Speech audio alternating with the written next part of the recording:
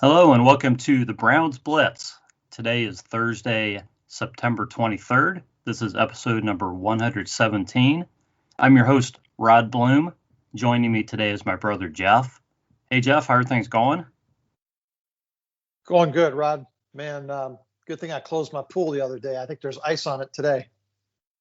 Man, it dropped from like 90 to 50, like as soon as the calendar overnight. turned to fall.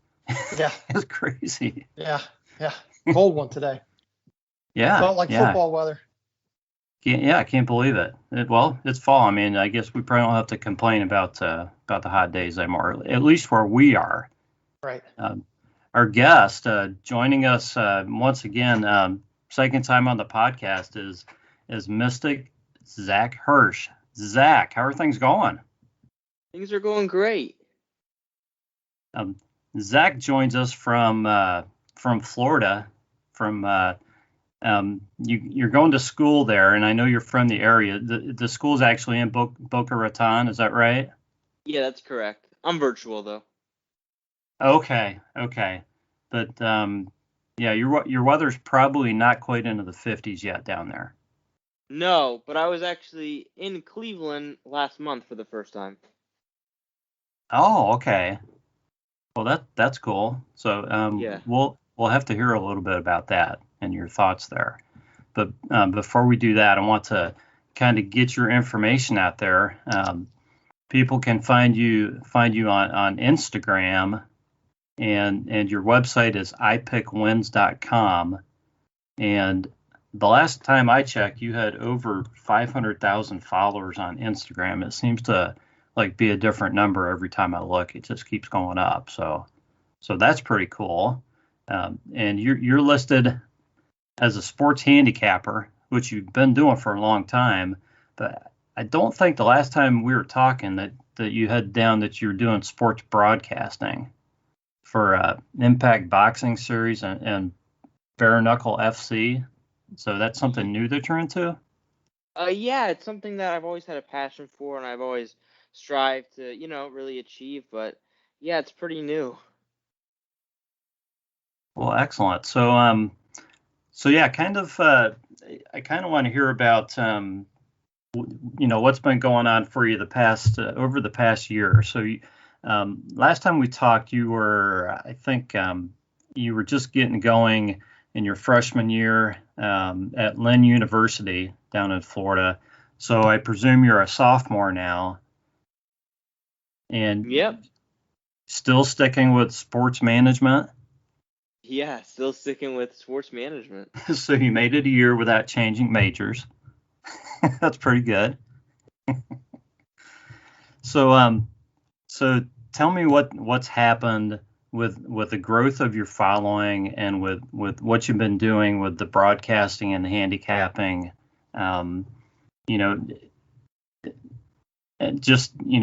What type of impact has this had on you, and what have you been able to do with this?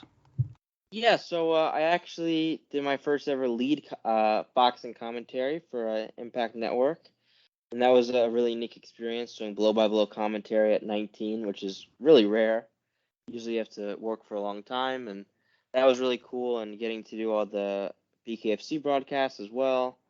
And I've really just been trying to interview everyone, and then since football season started, I've been getting my picks out there, and I have a sponsorship now with betonline.ag, and I'm launching my own daily fantasy prop website called pickwins.com really, really, really soon, so a lot of exciting things happening.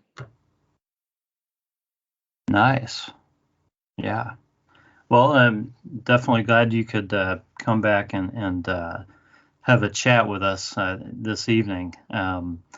You were also involved in some charity work, and I know you've had a ton of stuff going on. Have you been able to do anything with that over the past year, or college and everything else kind of?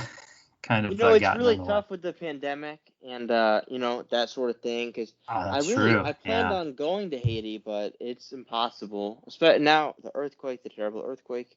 So, but I think I'm gonna do some local. I was just talking about that with my dad. I want to do some local stuff, maybe maybe a soup kitchen type thing or something like that to give back. It's been too long. Excellent. Sounds like yeah, you're definitely a well-rounded person doing a lot of stuff, and I mean, it just shows by the following you have, and best of luck with all of those things. So let's talk some football. The Browns played the Texans this past week, and man, I think we were hoping for an easier game. I mean, the Browns won by 10 points, but 31-21. This Browns team, maybe they're still just coming together a bit, but I think you got to give the Texans some credit. Texans defense played pretty well. Texans offense, when Tyrod Taylor was in there, they seemed to have a pretty good formula going too. So they made it a game a lot longer than I think most people would have thought they would have. And who knows what would have happened if Taylor doesn't go out with a hamstring injury. So Jeff, I'm going to go to you first. What are some takes that you have on that game? Just takeaways from the Browns-Texans game. Well, I think the Browns are still playing kind of sloppy. And I don't think it's as much execution, from a not performing well standpoint because you're not talented enough. I think it's just the guys are just trying to do too much. We've talked about this in the past that you can't overplay. And what's happening is I think a lot of guys, because of the communication isn't really great on the defensive side, guys don't know where to be, so they're trying to do too much to overcome for that or make up for that. So I just think they all need to settle down a little bit and get into their roles and communicate a little bit better. And we'll see this team start to tighten things up. But I'm afraid that's still a few games away. So, turnovers on the offense side, a ball, I think it hits DPJ in the chest and goes flying out of there. And, Baker throws a pick. Yeah. And it makes a game closer than it really should be, So it's those little adjustments that still need to be made. But you know what? We watched the offense go through that last year, first few games. It's not really fair to expect the defense to play perfectly right out of the gate this season with all the new faces. So we just have to watch for continued growth, on both sides of the ball. And hopefully the Bears is a good opportunity to start to put some of that together. Yeah, that ball with DPJ, I think the hit that he took was pretty much a helmet right on the ball. So I don't know what you can do about that. And the Baker pick, I think, is really I have to credit the announcers because I think that was really on Schwartz for breaking off his route too early, because Baker kind of throws the ball, and if Schwartz continues his route, it's probably a completion. So, one of the things that you and I have also talked about a lot is the fact that we have a pretty significant chunk of the roster is they are first and second year players. So, for a championship contender to have that many young guys, you're going to have those kinds of things happen. Hopefully early on, and hopefully it keeps getting better. So right. So Zach, you had a chance to watch this game. What were some takeaways that you had from watching the Browns Texans game? To me the Browns have the league's best roster. And so it's a little bit surprising to see a team with maybe the league's worst roster keeping it close early. And then Tyrod goes out, and then, the tide shifts a little bit. And, like you said, sloppiness and, that type of thing, which happens with, especially on the defense, a lot of new faces. And I think the offense is really going to open up when OBJ comes back healthy. Now Landry's on IR, but when he comes back, I think everything's going to open up and go back to normal. Yeah. Zach, I want to get your thoughts on Baker, because last time you were on, and believe me, I'm not pinning you down on this, because man, the Cleveland fans and everybody have been up and down on Baker over and over. And last time you were on, you were kind of like, you said, well, you liked Baker, and then at the time you were on, you were kind of a little bit down on him. So I kind of just wanted to see where you feel, where you are with Baker right now as a QB in the league. Yeah, I'd say, very mediocre.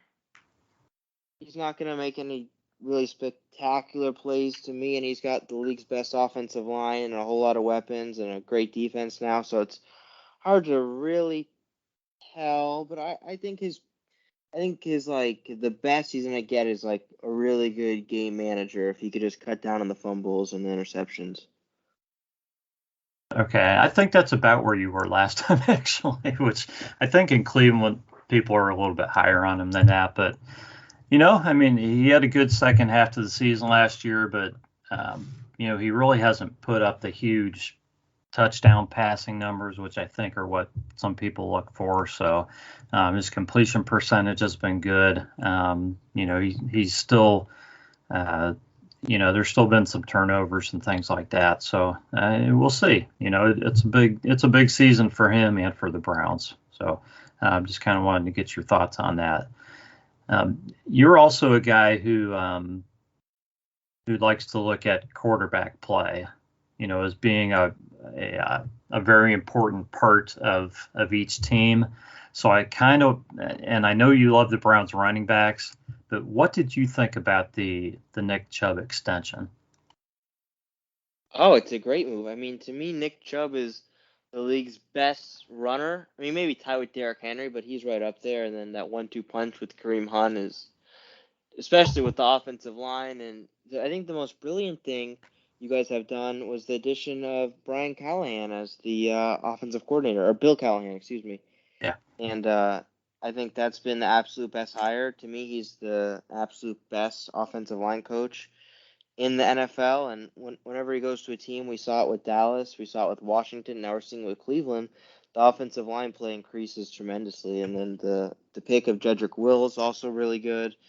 And now the offensive line is just really, really strong, which obviously helps out Chubb and Hunt. It creates a really strong running game.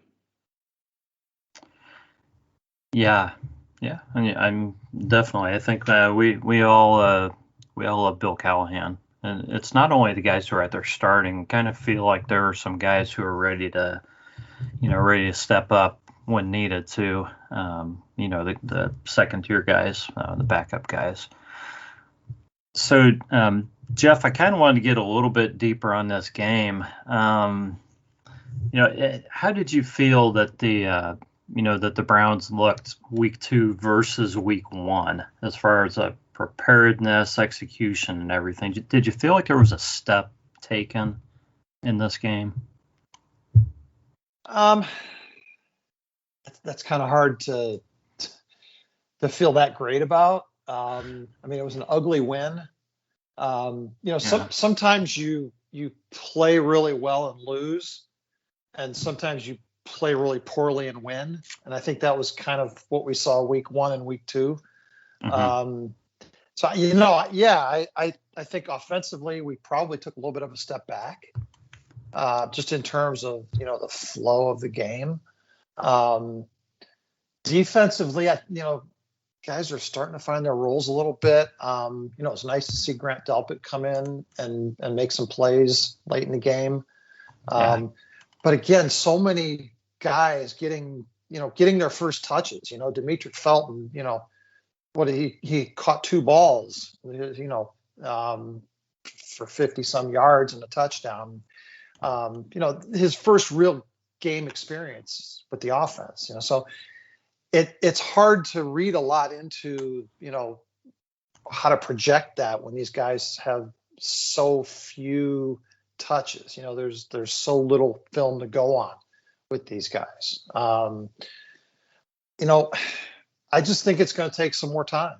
And I did have a question for Zach on what you were asking before. I mean, I know that I listened to the podcast you guys did last year again, and I know Zach, like you said, is really rates teams on quarterback play, and that kind of determines how he picks games and stuff. But when you have a running game and an offensive line like the Browns do, how much weight do you put on that versus quarterback play? In other words, how much does that minimize quarterback play in your ability to win a ball game? Yeah, it helps tremendously, and especially if Mayfield can keep the ball away from the defense. I think that's the biggest thing with them. I think if he can really manage the game well, maybe like a Ryan Tannehill, level of play, I think the Browns will be in a really, really good spot. But that being said, when it gets to the playoff time and I have to pick between a Kansas City Chiefs and a Cleveland Browns, I'm probably going to lean towards the Chiefs because the quarterback play is that much better. So I still really value it, but it's definitely a recipe for success to have the league's best offensive line and running duo and Odell Beckham Jr. by that time and a really good tight end group. Yeah. Yeah. I think I'm kind of gonna just kind of gradually kind of slide into the Bears game because the Browns have some injuries here, and I think the big one is Jarvis being out. It seemed like the Browns struggled a little bit to kind of figure out what to do and figure out who Baker was comfortable throwing to. I mean, he threw to the tight ends and that works, but you still need your receivers. I think Higgins looked good. He had, I don't know how many catches he had. He had 2 or 3 catches, I think. He tried to go to Schwartz. That really wasn't very successful against the Texans. I think Schwartz just has a little bit more work to do to become a little bit more polished. But, I think he's still going to be a key part of the team. He just needs to finish his routes, and I think he'll be okay. DPJ has not been as much of a factor this year as so far. And we're 2 games in. So I'm not saying, I'm not, saying too much bad against DPJ yet, but he really hasn't been much of a factor yet, Jeff. So I kind of wonder, looking ahead to this Bears game, what's the game plan going to be? Because I'm kind of thinking we're not going to have Jarvis or DPJ in this game, more than likely. Are they going to try to use Demetric Felton more as a receiver, just because of the success he had? Are we going to see more Higgins? Or who do you think they're going to go with, and who do you think they're going to try to look to? Nobody's going to replace Jarvis, but Baker needs some key guys out there that he can rely on to throw to, aside from the tight end group. Right. I think that was the takeaway from last week was, how little impact the wide receiver room had on that game. Yeah. If you add up, Higgins had a couple of catches, DPJ had a catch, and Jarvis had a catch. 4 receptions for our wide receiver room. Everything went to tight ends and backs. Yeah. So I think they're going to continue to do that, until they can find a way to get guys open in the secondary. And, maybe with Odell coming back this week, that starts to happen. I'm not going to put a lot of pressure on him in his first game, in 11 months to take over a game. But, at least we'll see how much he plays. Yeah. Well, yeah, he might only get a few snaps. I don't know. But if the Bears defense at least has to respect him, that takes a little bit of the pressure off the younger guys. But I honestly think, you're going to see the similar kind of game plan where it's going to be, all 3 tight ends are going to touch the ball a lot. You're going to see a lot of Nick Chubb and Kareem Hunt out of the backfield on screens and things like that. To Zach's point earlier, we kind of damned Baker with this praise of being a game manager, but those are high percentage, low risk plays. And, he's leading the league in completions for a reason because, we are running a very safe offense at this point. Is it going to be that way all year? I seriously doubt it. But the Kevin Stefanski model is he sort of evolves his game plans over the course of the season. He throws in a trick play every now and then just to keep people guessing, but he keeps it pretty close to the vest early on in the season. So I think, other than, the occasional deep ball to Schwartz to just try to open things up, I think we're going to see a lot of that safe stuff. Yeah, I'm still waiting on DPJ to kind of do something. He just hasn't done much. I feel like this is a spot where the Browns should be able to plug him in, and he should be able to go out there and at least, if he's not Jarvis, he should at least be able to, partially fill those shoes. Because, obviously I'm going based on preseason and training camp and everything else, but he showed promise last season too. So if you're going to pick one wide receiver to step up, you would think it would be DPJ at this point. So we'll see if it happens. Zach, you probably know more about the Bears defense than Jeff and I do. So with what we've been talking about with the Browns game plan, what type of game plan do you think the Browns should be looking at against this Bears defense as far as what would be effective? Yeah, I mean, obviously most people would opt to say you make Baker throw it and, you keep it away from Nick Chubb and Kareem Hunt, but that's easier said than done. And, the Bears have a really strong front with Akeem Hicks and Khalil Mack, guys like that, Robert Quinn off the edge. And then corner Jalen Johnson has been really good to start the year. So I think the Browns are hoping that continues. But Kyle Fuller's gone, and their secondary is really pretty weak compared to some of the past years. So I think a healthy playing OBJ could be really dynamic in this game and really be a big X factor. And also the Bears' second level isn't as strong. Roquan Smith is real good, but I think Alec Ogletree is a big weakness. So I think getting Nick Chubb to the second level and really getting him out there and ahead of his blocks would be really key for the Browns as well. Yeah, and I got to talk about Justin Fields because Zach, you're a Florida guy, so you do not have the Ohio State bias that many of us have in looking at Justin Fields. A lot of us saw him play in college, and I think he's a very promising prospect. Okay, I think the Bears have a guy who's probably going to be their quarterback for a long time, but he's making his first NFL start on Sunday. I mean, he's played. They've brought him into games. I think he played a bit last week, maybe. I didn't see much of that game. I saw a little bit of it, but I guess I'll start with you. I guess two things. What do you think of Justin Fields as an NFL prospect, and then what do you think of him in this first start against the Browns? Yeah, I think of him highly as an NFL prospect, but on the other coin, he's pretty raw. Obviously all the natural ability is there, but you can't even see last week, not totally comfortable yet. He's going to make rookie mistakes. I think this is a tough first draw in his first game with Myles Garrett, Malik McDowell, Jadeveon Clowney, Malik Jackson, John Johnson, Denzel Ward, Greg Newsome. There's a lot of people there that are definitely able to pick on a rookie quarterback, so I anticipate Fields feeling Myles Garrett in the pocket for sure. Yeah, that's. I think we all in Ohio kind of like Justin Fields, but none of us are going to be rooting for him. At least not the Cleveland fans this week. So have a good career, but don't let it start this Sunday. Okay. Yeah. So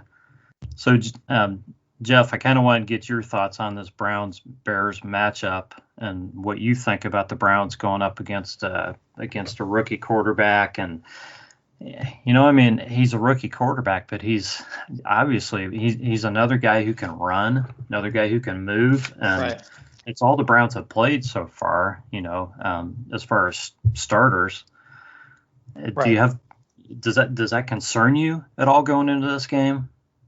Absolutely. Yeah. Me too. Yeah.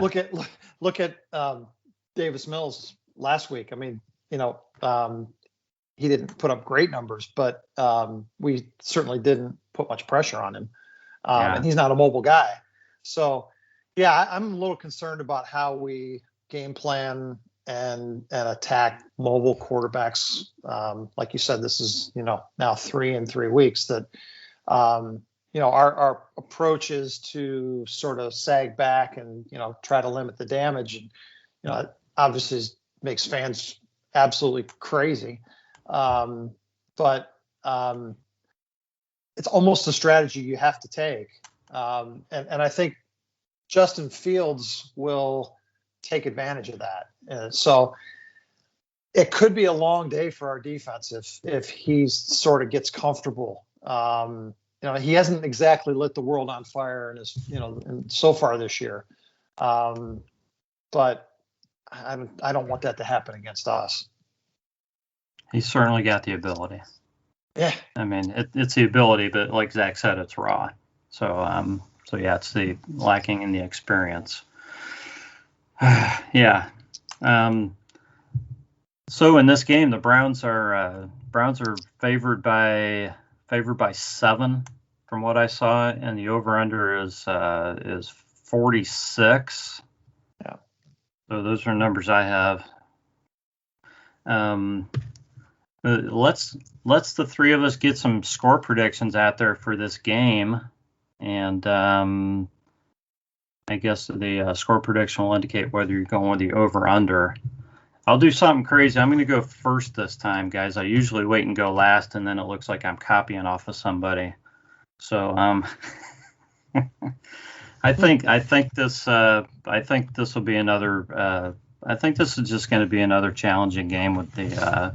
I think the Bears defense will cause a couple issues for the Browns, whether it's a turnover or something. I think the Browns offense will move and stuff, but I don't think they're just going to score it well on the Bears.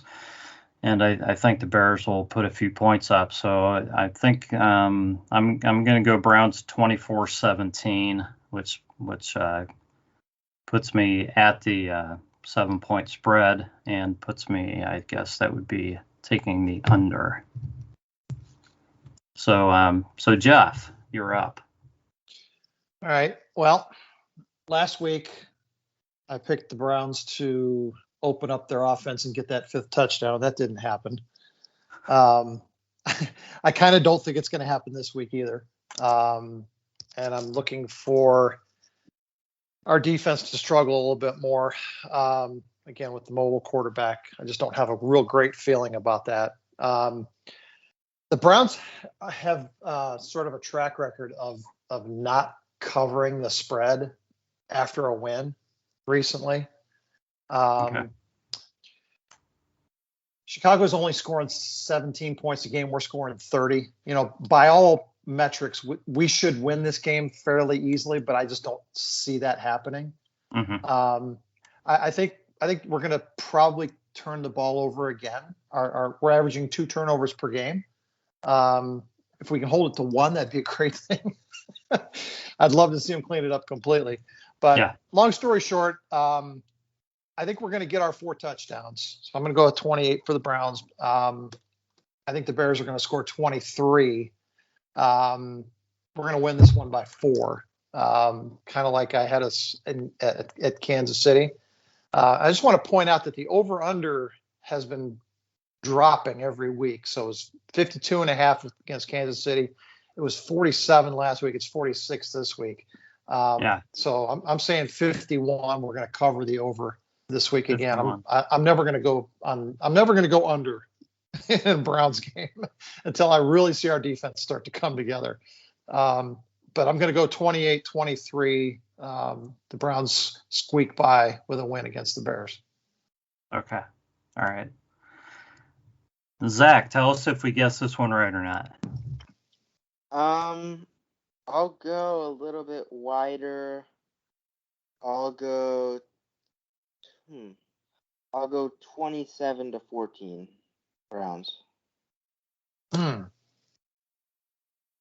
predicting Field struggles a little bit more. So you've got 41 points too, same as me, just a little bigger. Okay, excellent.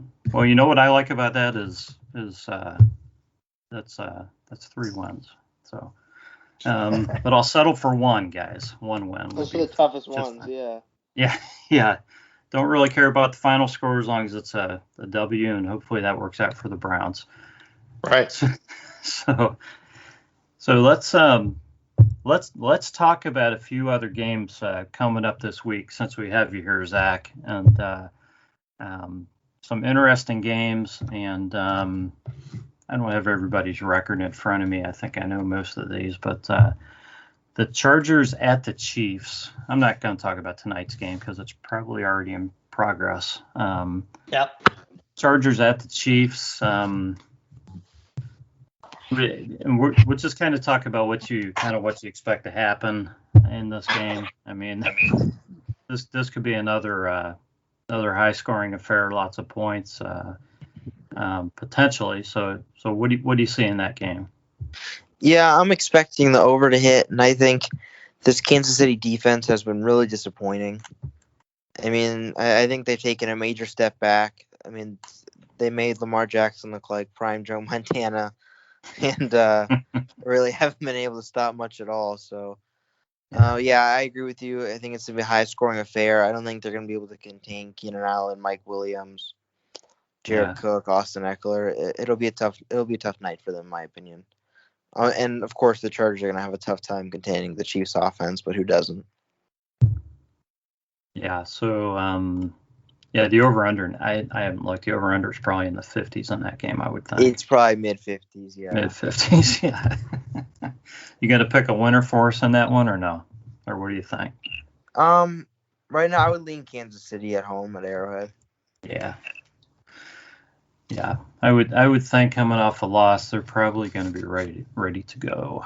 But I wouldn't count the Chargers out. So we'll see what happens. Cardinals at the Jags. So for me, the question is how long do the Cardinals starters play in this game? And I have DeAndre Hopkins in fantasy. Is he going to play at all? That's what I'm wondering. Yeah. So hopefully he plays. Hey, Rod, real quick before you go into that game, I just wanted to throw something out there. The Chargers, so far, the first 2 games, they have 4 turnovers, 18 penalties for 193 yards. They've been a little self-destructive. Yeah. Well, they're 1-1 also, right? They're 1-1. Chiefs are 1-1. I mean, most of the league's 1-1 right now. It seems like so. Everybody, yeah. Yeah. I mean, Cards are 2-0. Jags are 0-2. I mean, I don't know. This feels like a preseason game for the Cardinals. So you never know. But yeah, Cards could rest some guys in that game and probably still win pretty easily. So. I'm assuming you agree on that one, Zach. So we won't waste a lot of time talking about it. Washington at the Bills. The Washington defense, they haven't been as good as expected either, have they? No, and that's kind of what I expected, honestly. I mean, their defensive line is very, very strong, but other than that, the rest of their defense is pretty average or below average, honestly. Okay. Giving up 400 yards per game so far. Yeah, I really didn't quite understand the hype. It's not like they have a strong secondary or linebacking core.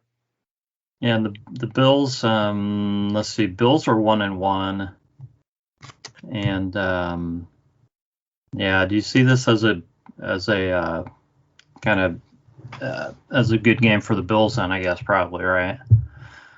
Yeah, I think it's going to be tough for them to put up points. This Bills defense looks very strong to start the year. Yeah. Titans Colts. Man, the Titans got it rolling last week with Derrick Henry. Colts defense. I don't know. How do you see that game? Do you think the Titans have kind of caught fire now, or what do you think, Zach? Yeah, and I think the week 1 thing was overblown. I mean, they're a solid team. They've been a 9+ win team for a long time now, and they got really good coaching and Mike Vrabel. And I think the biggest X factor in this game is Carson Wentz's availability. He's got 2 sprained ankles, and he's really, really important to that team. Jacob Eason just isn't anywhere near the quarterback he is. So I think if he plays, it's a competitive game between a good division rivalry, and I think if he doesn't play, it's probably a pretty easy Titans win. You mentioned Carson Wentz. Did you guys see the quote that was just attributed to ESPN? It said Carson Wentz has 2 sprained ankles. That's the most you can have unless you're a real Colt. I don't know how you get 2 sprained ankles, but anyways. Yeah. So Falcons and Giants, they're both 0-2, correct? So do you think either one of these teams is any good, Zach? No, not at all. Okay. I think what's really limiting the Giants is their offensive line. And they've got 5 weak starters there. And, I don't think the quarterback's bad at all. I think Daniel Jones could actually do some damage. And I don't think he's that far apart from a Baker Mayfield, just in a 100 times worse situation. Yeah. Bengals at Steelers. Joe Burrow looks good. Bengals look good week 1. Not so good week 2. Steelers for a tie. Steelers somehow just I don't know. Steelers can lose everybody and they still win games somehow. So, do you feel like the Bengals are going to make a move in the division this year? I'm not talking finishing above last place, but do you think the Bengals are posed to win more games this year and maybe are close to competing in the division, or do you think they're still a ways away? Yeah, I think they're still a bit away. I don't think their coaching is at the place the other 3 teams are, honestly. I think that's their biggest limiting factor right now. Also, offensive line, not very strong. Yeah, similar to the Steelers. I mean, the Steelers' offense is really, bad. Yeah. No offensive line at all. Big Ben is completely washed up. The receiving core is good, but they're going to have a tough time sustaining any level of success when no one has time in the pocket and there's no lanes to run through. Yeah. I only saw part of the game. I don't know how they beat the Bills. That's crazy. What the Steelers don't do is they don't hurt themselves. They haven't turned the ball over. They don't commit a lot of penalties. They just play clean football. And you don't have to be great to beat teams if you're clean. Well, it's true. That's true. Definitely. Also, Cam Hayward had 13 pressures, so that'll help too. Yeah, definitely. Yeah. I mean, they do have a good defense. Can't take that away from them, no matter what. So, let's see, Ravens at Lions. I mean, that's you got to figure that's an easy game for the Ravens, more than likely, correct? Yeah. Jets at Broncos. Is that a game, Zach, or not? Probably not. I don't think they're gonna have much. The Broncos are a good example of a team that doesn't lose the game. Bridgewater's really become good at keeping the ball away from the defense and throwing to the open guy, and I think we're gonna see more of that.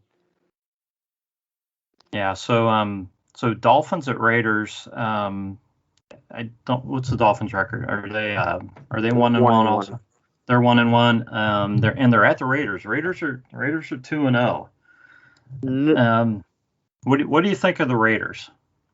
Man, I think the Raiders have an outside chance of this division, and I think that's going to be off the back of their 3-0 start. I think that's going to be a very good thing for them later on, and their defense has been getting pressure, which has really helped. The offensive passing game looks really strong. They've got real weapons in Bryan Edwards, Henry Ruggs, Darren Waller has an argument for the league's best tight end. So I think definitely a much improved Raiders team. And I don't think the Dolphins can compete without Tua Tagovailoa. I think that's a big loss. Yeah. And then let's see, probably the game of the week is the Bucks at the Rams, or one of the games of the week, I guess. That along with the Chargers Chiefs.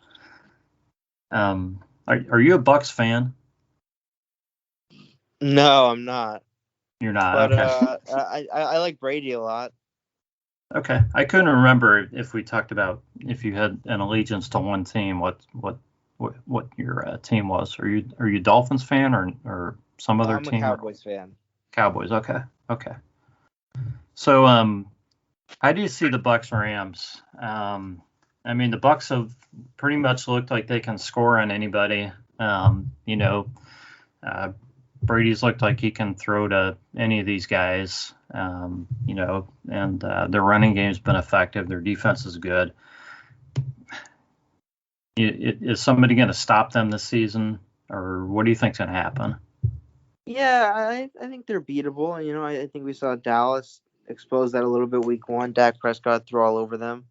Their secondary isn't quite elite or anything like that. And I think with the Rams, their secondary also definitely not elite aside from Jalen Ramsey. That they lost Sean Johnson. He went over to Cleveland. So I think both teams very, very strong offenses, and the defenses are definitely a little bit weaker than the offenses, although the Buccaneers still have great defensive ends and linebackers, things like that. So I think it's definitely the game of the week. I think you might have the league's 2 best teams. So I think it'll be really interesting at LA. So should be good. Hey, Zach, what do you think of Matthew Stafford? Yeah, I think he's a top 10 quarterback. And I think Sean McVay and Cooper Kupp and Robert Woods are really fully unlocking his potential, maybe a little bit late into his career. But, I think no one can deny his arm strength and his ability to throw the ball. Jeff, are you going off the question I asked on Twitter? I didn't. I'm not on Twitter, so how would I know that? Well, I think I told you about it. No, Zach, I put a poll out asking if Matthew Stafford was a franchise quarterback or not, and he's only like the fastest guy to reach all these different plateaus and passing yards and everything, and only 2/3 of the replies said that Matthew Stafford was a franchise quarterback in the NFL. So I was a little bit surprised. That's all. Yeah, that's pretty surprising. Well, it goes back to what you said earlier about the Giants quarterback, Daniel Jones. Is it the guy or is it the situation? Yeah, and a lot of people rate quarterbacks based on whether they've taken teams to the playoffs. That's all they look at. Okay, right. That's all that matters to them. It doesn't matter if they have a bunch of stiffs around them, and it would literally be impossible to get there. So I think I think you have to be able to look past that. I think you have to be able to look at the ability of a guy and not just the situation and the team that he's on, and just look at the numbers and count the number of rings that a guy has. Oh, he's good because he did this. Right. I mean, if there's people out there who think Trent Dilfer's a better quarterback than Matthew Stafford, great. That's up to them. But I'm gonna differ on that conversation, definitely. So. Well, this game would be a good opportunity for Matthew Stafford to prove that. Yeah, definitely. So let's see. We got just a few games left. Seahawks, Vikings. Thoughts on those teams, Zach, and what you see in that matchup? Yeah, God, every single game I had a caveat due to injury. But another one, Dalvin Cook sprains his ankle. He's their offense. I think he's really the engine that keeps them going. And after they got Kubiak, they really became an outside running team. And A healthy Dalvin Cook makes them a lot stronger. And if he's not available to play, they become a whole lot less scary to me. And, I think the Seahawks are going to definitely want to come back after that game. Russell Wilson starting out really strong. DK Metcalf and Tyler Lockett really hard to guard. And the Vikings don't have the strongest secondary, but at Minnesota. So, I think it'll be a real good game. I think the line's real close, and I think that's an accurate reflection. Are the Vikings the biggest disappointment in the league so far this year, Zach? After week one, they didn't start good, but I think they had a really solid performance against the Cardinals. I mean, you can't really help the field goal kicker missing an easy one, right?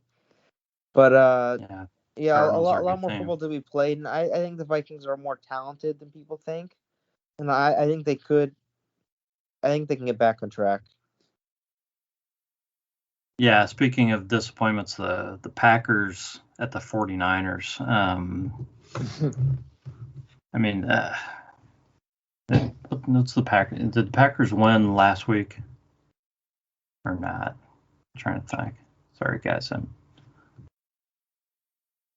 The Packers won. Yeah, they beat the Lions real easy. Okay, so they won that game, but yeah, week one they did not look so good. So, yeah, Packers at 49ers. Yeah, I still feel like Aaron Rodgers is probably still thinking about week one. So I really wouldn't want to play those guys for a while, honestly. But yeah, 49ers have had some injuries too. And there's injuries all over the league. I feel like I guess we go through this every season, but man, there are a lot of guys questionable for this week, and guys that are already out for the season and things. It's that's why, like you're saying, Zach, it's tough to even think about these games because you got to think, okay, who's hurt on each of these teams before you even think about what's going to happen in these games. So, do you still like the Packers as one of the strong teams in the NFC? I haven't seen good things out of them. Even the last game, they were struggling to contain the Lions' offense. Man, I think they're gonna have a hard time with the real juggernauts of the NFC: the Rams, Buccaneers, the Cowboys, the Cardinals. There's some really strong teams in this conference, and there's no room for turnovers, mistakes, not playing your hardest.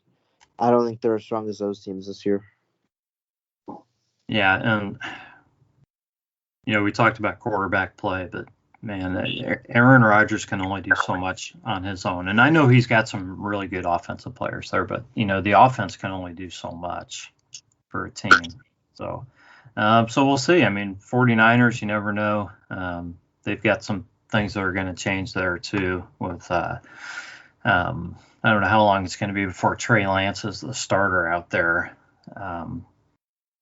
in San Fran. But that's going to certainly change things for them if they have a rookie going. But they don't seem to like Jimmy Garoppolo all that much. So we'll see what happens. And they're starting running backs out, so they've got other guys trying to do that. So 49ers are kind of in a state of flux too. So I don't know that you can really put them in that top tier either, correct? No, definitely not. Not with Jimmy G. Yeah.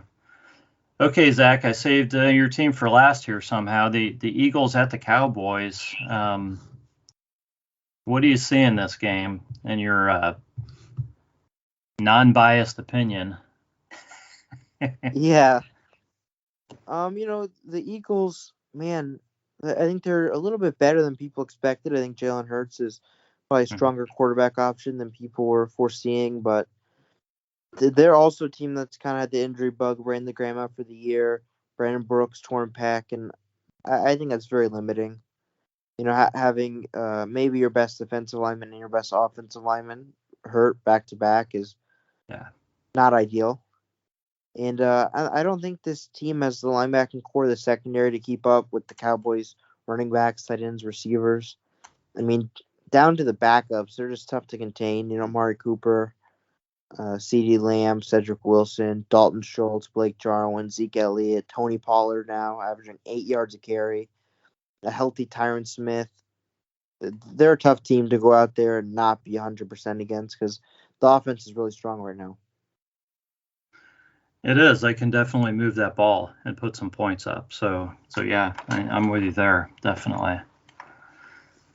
So Zach, we're not going to hold you to this at all, but if you had to pick 2 teams to make it to the Super Bowl this early, who would you pick? Oh man, I'll go with some fun ones, not like the cookie cutter ones. Not KC and Tampa. Yeah, I won't say KC and Tampa. I'll just go more fun. 2 teams that have better chances than people think. I'll go Rams versus Browns. 2 Would you Cleveland take that, teams. Jeff? Yes. Yes, that would be great. That would be great. Excellent. Well, hey Zach, why don't you give us any anything you want to throw out there as far as where people can find all of your stuff, so that they can give you a follow or check out your stuff, and I'd like to hear a little bit more about where the site that you're working on. I guess you don't have anything up on that yet, correct? No, nothing yet, but we're launching probably next week for NFL season, and it's going to be a daily fantasy prop site with a lot of really fun stuff going on. So stay tuned for that for sure. Excellent. So you want to give your other information so everybody can check you out? Yeah. That website is pickwins.com, and you can find me on Instagram at iPickWins, and you can also find me on YouTube at Mystic Zach. And that's my info. That's where you can find me at. Excellent. Well, we appreciate you coming back and talking some Browns and some NFL. It's been a lot of fun. Jeff, do you have any closing words for us as the Browns get ready to entertain the Bears? Let's go Browns. Well, yeah. Go Browns. I'm just looking forward to them starting to get some things ironed out and this team growing together, and enjoy the ride while we've got this excellent roster, and see what happens. Excellent. And Zach, we'll have to once you get your site up, we'll have to or anytime we'll have to have you back on and talk about that. Sounds like a really cool thing, but we definitely appreciate you coming on. And everybody check you out on Instagram and at your website, ipickwins.com. And this has been the Browns Blitz. We will catch you next time.